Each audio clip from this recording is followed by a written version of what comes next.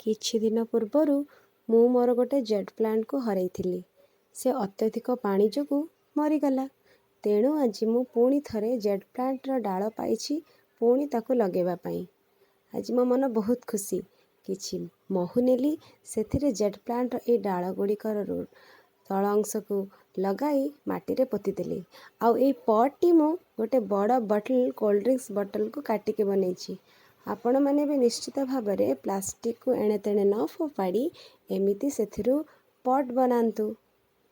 ଦେଖନ୍ତୁ ଏଇ jet plant କେତେ ସୁନ୍ଦର ଲାଗୁଛି ନା? କିଛି ମହୁ ଲଗାଇଲେ ତା'ର ରୁଟ୍ ଭଲ ଭାବରେ ବାହାରିବାରେ ସାହାଯ୍ୟ କରିଥାଏ। ତାହେଲେ ଏହିପରି ଭାବରେ ମୁଁ ମୋର ଛୋଟ ପଟ୍ରେ ଜେଟ୍ ପ୍ଲାଣ୍ଟର ଡାଳ ଗୁଡ଼ିକୁ ଲଗାଇଦେଲି। Thank you for watching.